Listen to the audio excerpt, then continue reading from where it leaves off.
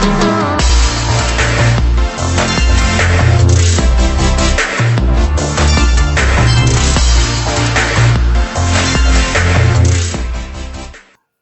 are excited today to welcome Sundeep Thusoo to the show. Sundeep is an innovative and transformational leader in global business and operational excellence. He is skilled in developing strategies and execution models that drive value, accelerate growth, and achieve operational excellence. Welcome to the show, Sundeep. I'm going to hand over to you to give us a bit of an introduction about yourself. Thank you, Bianca. It's been some time coming. Finally, we get to it. First of all, thank you for having me on the show. I have had a good long tenure in Philips, and FYI, we haven't had a chance to catch up. I've just left Philips recently after a 15-year tenure, and it's been obviously it was a bittersweet feeling, but it's been a good ride where I had diverse roles. And we were a startup which was bought into Philips.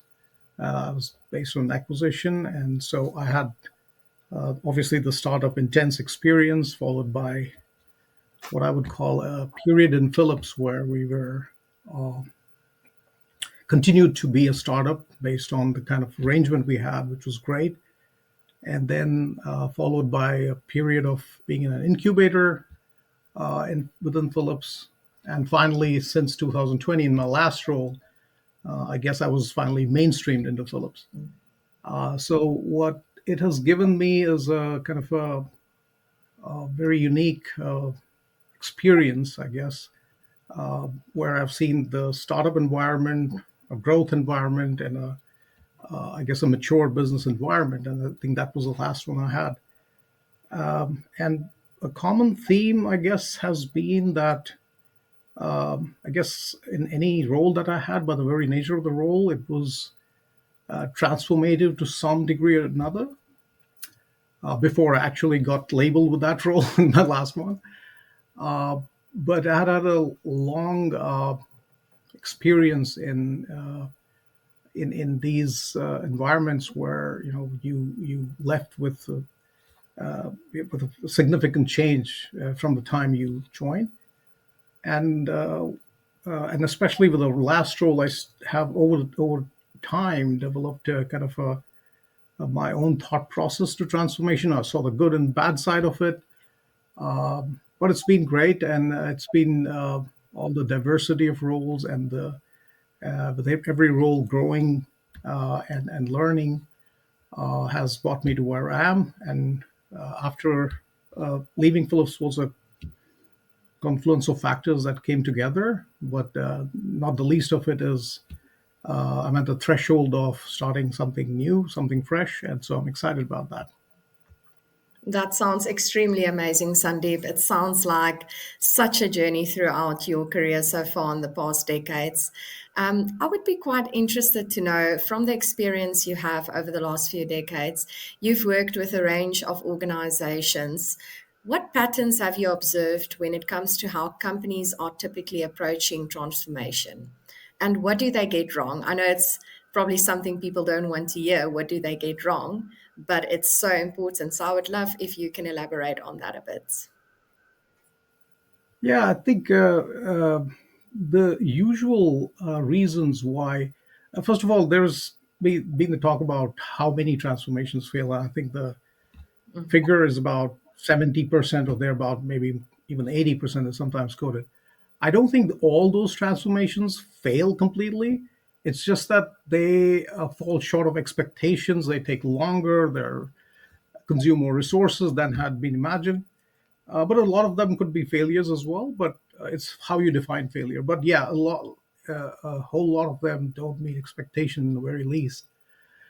And the usual reasons that have been proffered over time for such failures or significantly being short of expectations is that things like there was not a lack of there was not lacking a proper vision at the right at the outset.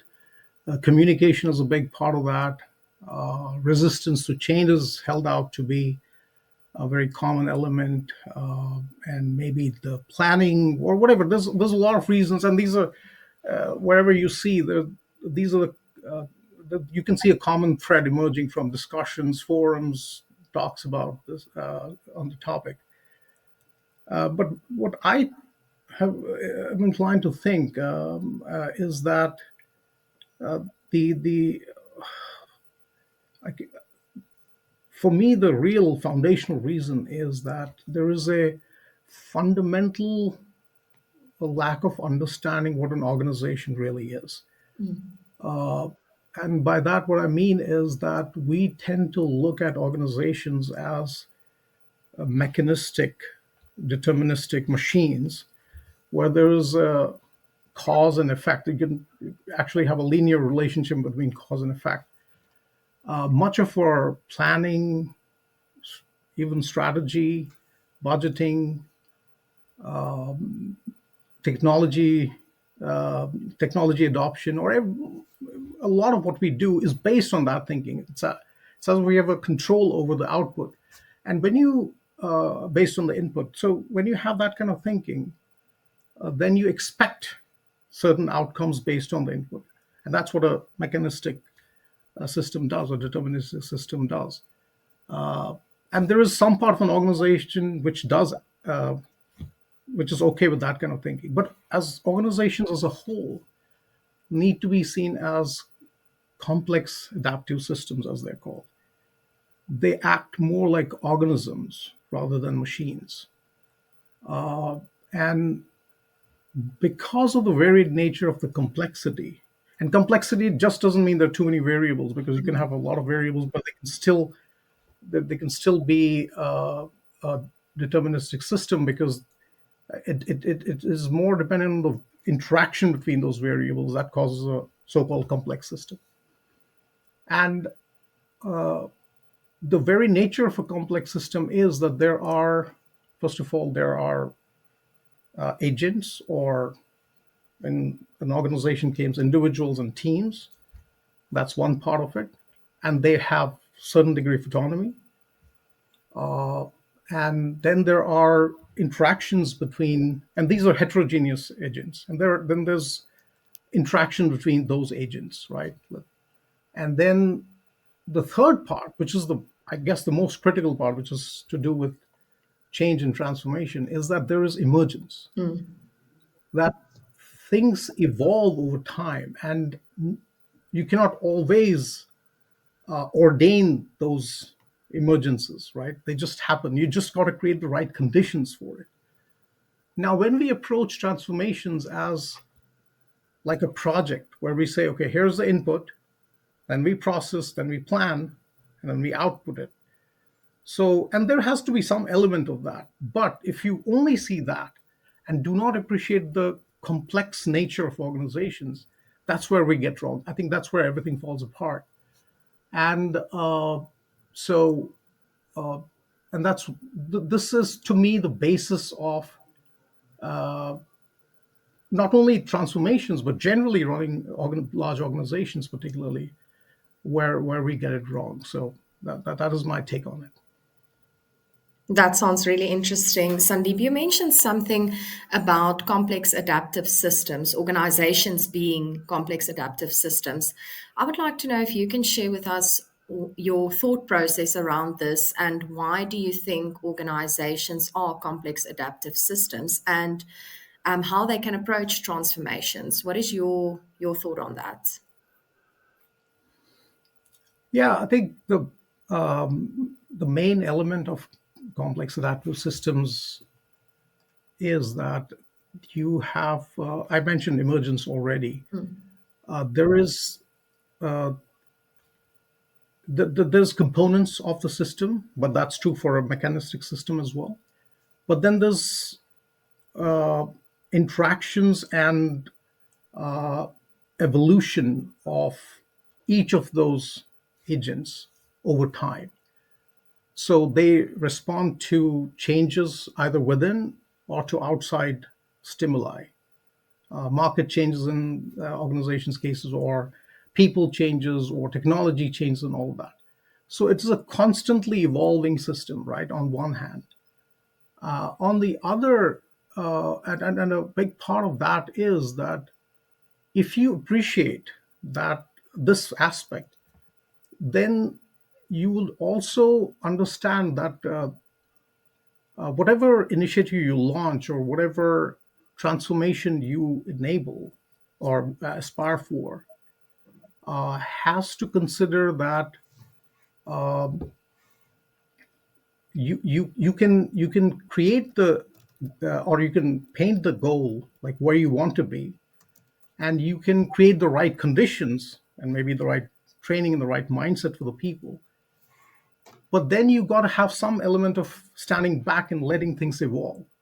I think a lot of our leadership styles or even models, a lot of models tend to constrain our thinking into that process oriented, like, you go from point A to point B, you just have to do the 5 steps and then you get there. Even change management uh, techniques, some of them tend to do that. They do talk about the people aspect, which is a big aspect of it. But many of us, and by the way, it's no, in many cases nobody's fault, because we are also constrained by our underlying systems and processes and technology, right? Sometimes those drive the thinking. And there's a very interesting law called the Conway's law, which says that the product that you develop is a function of the kind of way you're structured. There's a big correlation between them. So even if the product development, which you would never relate to structures, that can have an effect on that. And large, big transformations, it certainly does. So, and when we talk about structures and whether it is processes or underlying technologies that support them, one is that they can be very constraining.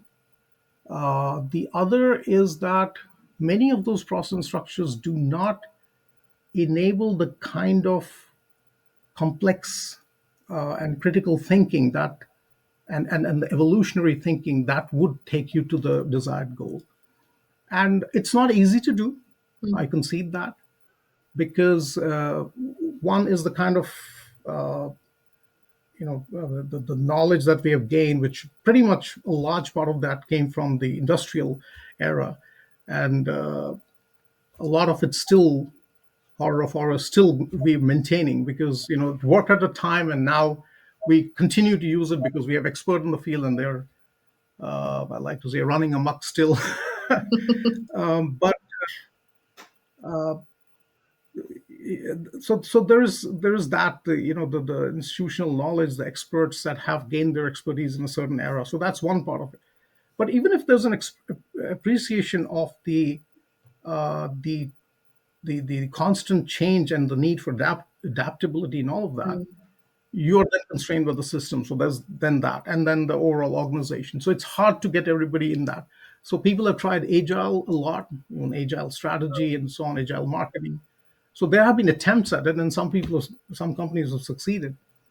But in most cases, it's just a kind of a poster child and kind of a theater of trying to adapt to this complex system that we really are.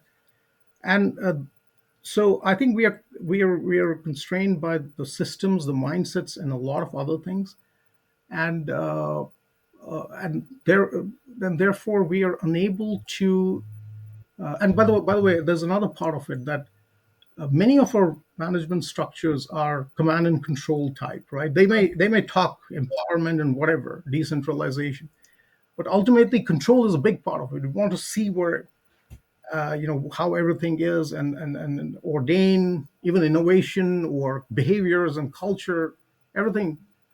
But and going back to the idea behind the complex adaptive systems, is that leadership needs to change from that kind of a, even if you don't call it control thing, it doesn't necessarily have to have a negative connotation, but in terms of you regarding everything as a process that can be controlled, from that to a more of a cultivated nurturing nature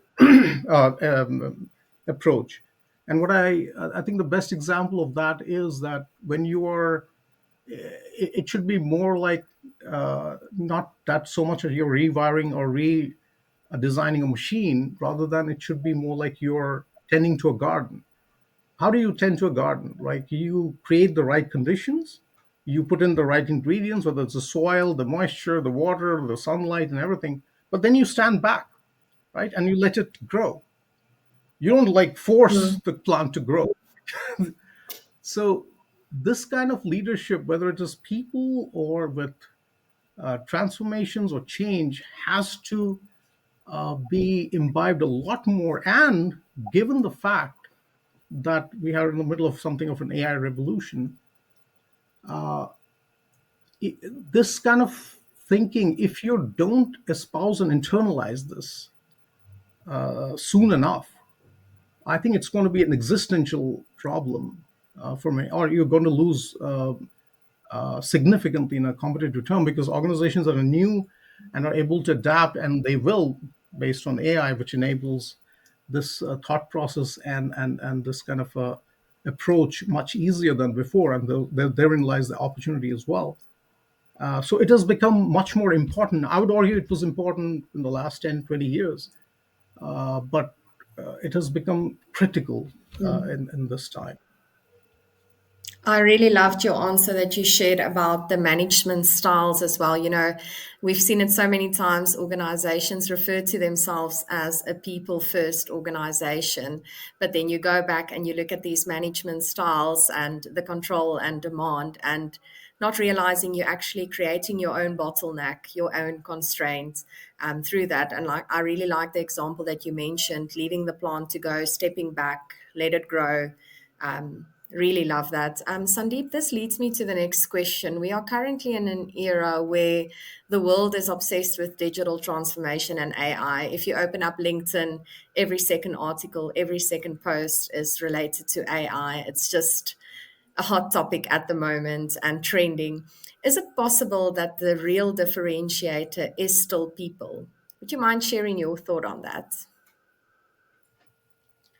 I Again, I would argue that was the case, has been the case for some time, especially in the knowledge economy, but or information economy. But it's even more so. It's going to be even more so. And it's kind of counterintuitive when we're talking about agentic AI taking over and more technology, more power in terms of the enormous capabilities that are coming into by way of automation or agents which can actually be adaptive and think. So why are we talking about people at this point? I mean, and there's a big danger in a way, if you can call it that, that people will get caught up more in these technological waves as we go along and lose sight of the people. There's a very real chance of that happening. Where I come from is that the emphasis on people, if anything, has to grow even bigger, except that the way we have been talking about people, as you said, that we talk about people focused and humans being the biggest assets in our organization and all that. We talked that big game for a long time. But now it's really time to actually espouse that and really make it reality. And the reason is that a lot of our aspirations and good intentions fell by the wayside because of the complexity we somehow evolved into in most organizations. Organizations became more and more complex, and mostly by the introduction of technology, which was supposed to make things better. Actually, it made it in many ways worse. Peter Drucker had this saying that we wanted machines to come in and replace clerks, and they did. But then we had more expensive clerks that we had to hire in order to administer the machines. So even in terms of cost, we have not seen that much, going to the bottom line as we would have imagined, right? We sometimes use technology just to keep up, right, for the most part. and not to mention the complexity and and the people who got us into that complexity, the vendors and the consultants and so on. No disrespect to them, are the ones that we rely on to get us out of that. That's not going to happen, right? So I think at this point, AI presents, and the tools and the capabilities that AI has. This is I guess, a pivotal moment where we can get out of that complexity and concentrate action in people, right? And because intelligence and knowledge is has been more democratized, so that's going to be more readily available, and even processes, following processes, and the mechanistic part of running an organization is taken care of. So what is left is you need people who are more creative, who are more adaptive, who are not order followers. They are people who can look at a changing environment and see the patterns and be able to actually recognize a opportunity, and then even go ahead and build a solution, right? I tend to call them. By the way, again, this has been, I would argue, a need for some time, and organizations that may have had those people would be advantaged. But the problem is, and I call them creative generalists, and these people are more needed now than before.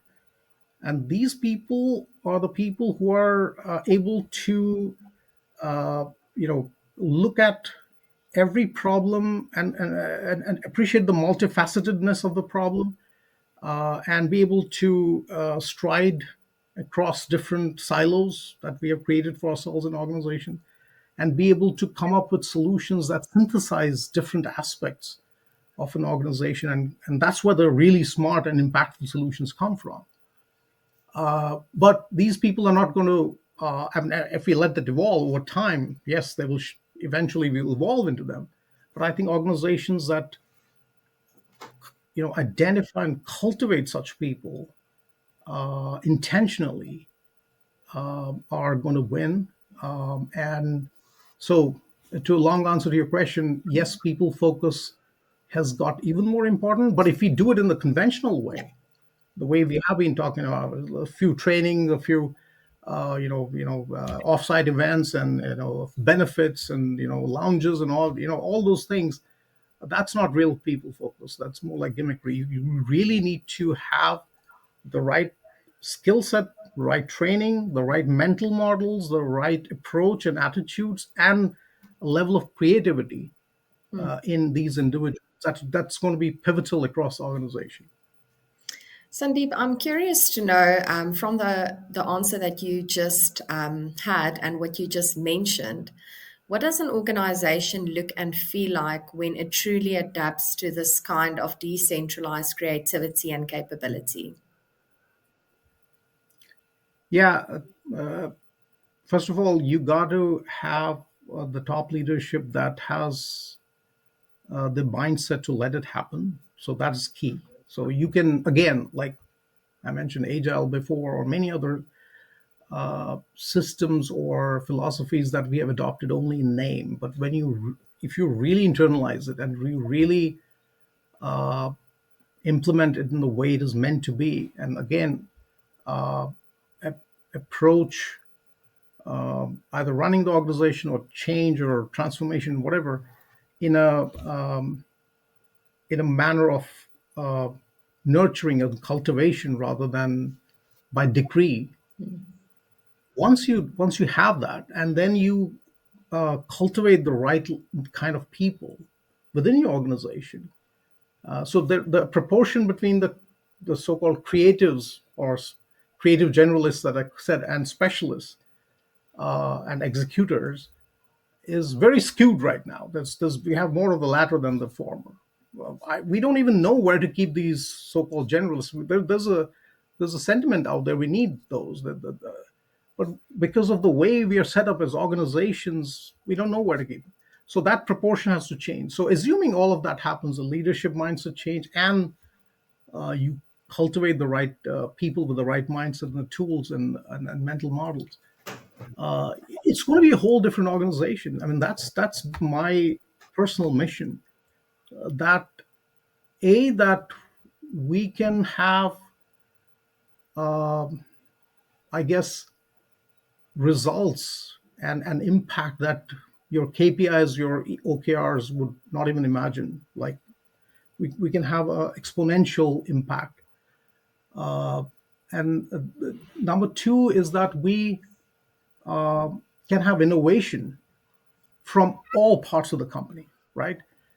I always like to say that invention is the domain of a few people, right?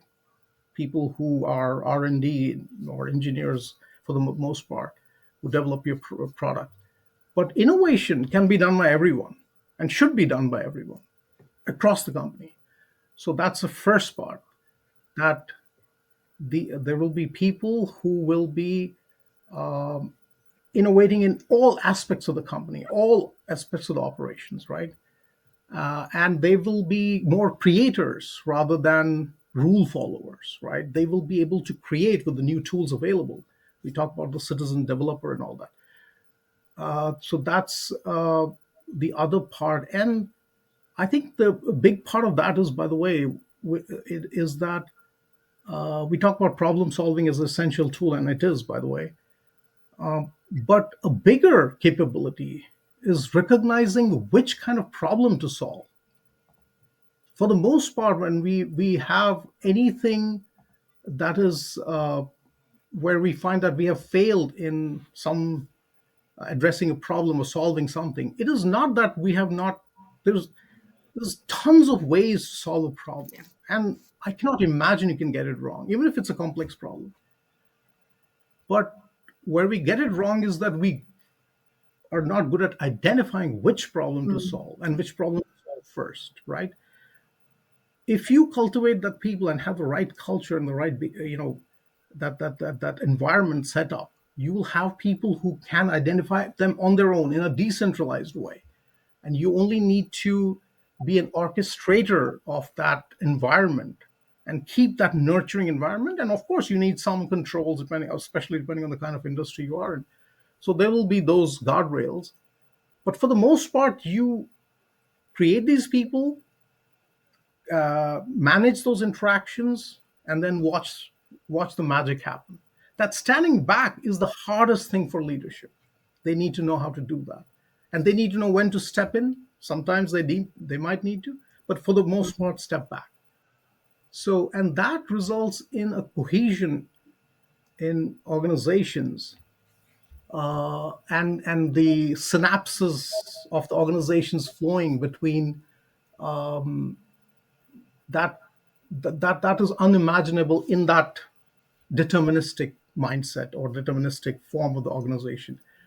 And the most, for me particularly, I feel that the biggest thing that will come out of this, apart from having a more impactful organization and a more creative organization, is that the organizations will finally become a fun place, Yeah. because creativity and being able to actually influence your environment in a meaningful way is the biggest reward. If you ask anyone, everything else is either inhibitor or a hygiene factor, like benefits, salary, position. That all, the effect of that, it's been actually proven that it goes away in 2 or 3 months. What really makes people happy is that when you're listened to by the organization in an empathetical way, Mm. you are having a relationship between colleagues, and the ideas are flowing, not and ideas are coming from a position of understanding and empathy, and from its possibility for impact, rather than a decree, right? This is what you need to do, and that's you know then it is going to be not just an impactful and creative and an innovative organization, but it's also going to be a fun organization. People will actually want to go to work. That's my personal mission in whichever organization I lead, or if I the model that I'm developing that will enable that kind of an organization, and that gives me a lot of a sense of purpose and energy. That is amazing, Sandeep. I haven't heard, that anyone mentioned the word fun, in an organization before. And I really think that's amazing. What you've shared, I think that is where, people stay, where they resonate, if they are heard and they are able to express themselves, etc. And I also think it comes back to what you mentioned about the management style, knowing when to step in, knowing when to step back, and alongside all of that, it creates this organization that can just flourish. Sandeep, I really want to thank you for your time today. Thank you for sharing your insights, really powerful insights. We've had 15 episodes in the first season where we've had so many discussions around business transformation and operational excellence, etc. And I really feel this episode is extremely powerful, and your perspective that you brought to the episode. So thank you for that. Do you have any final thoughts that you would like to share with the audience today? Yeah, they. I think I mentioned a little bit of that earlier. I feel that we are in the middle of suddenly, and it's no secret that in the middle of an AI Yeah. technology wave, and some would call it a hype cycle, which has just started. And it is easy to get caught into that. I don't think it's a good idea to also ignore it. But then on the other end of the spectrum is when you are getting headlong into it and are, you know, falling for and imagining that this is going to solve all your problems. I think that the while we're first of all, that goes for any technology, that I recommend judicious use of technology is the best way to go. And don't look at technology and best practices for the sake of it and just because they're available. Look at what works best for you. I think that filter and that mindfulness has not been applied diligently enough in the past, and there's a danger just in for the the FOMO effect, and the companies also suffer from that. Not just individuals. They might just take in the the next shiny toy, and then you're looking at another kind of complexity. If we really want to make an impact on our customers, the kind of innovation we deliver, the kind of impact we can have, and there's a great possibility of exponential impact that we can have in getting to places where we had not even imagined. But that has to do with grounded, measured, judicious use of technology that's coming, and it's going to keep on coming. It's going to be so fast that you're going to make your head spin.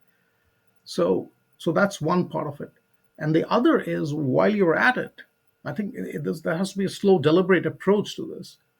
So that's one part. The other part is focusing on the people, what kind of people you need, the kind of people you hire.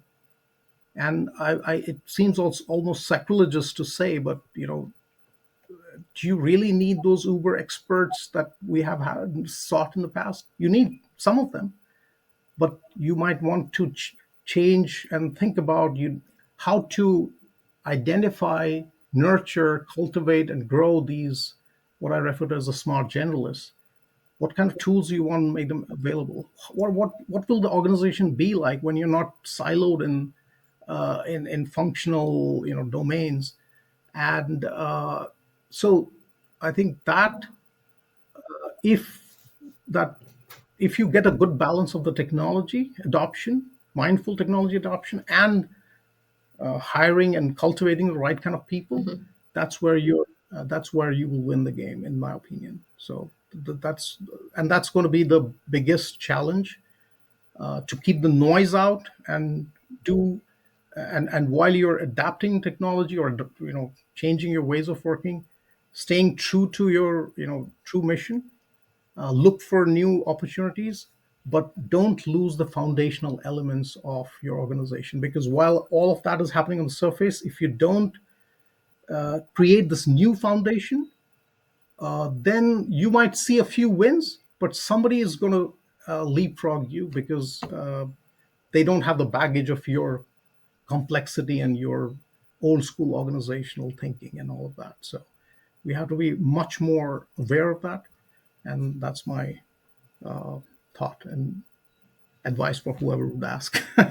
That's really great. Thank you. Thank you so much, Sandeep. To our viewers, thank you for joining us today. I want to remind you to stay connected with BPM Real Talk, like, share, and subscribe. We have many more exciting episodes coming up. Once again, Sandeep, thank you for your time, your insights shared. We appreciate it, and it was great having you on the show. Thank you so much.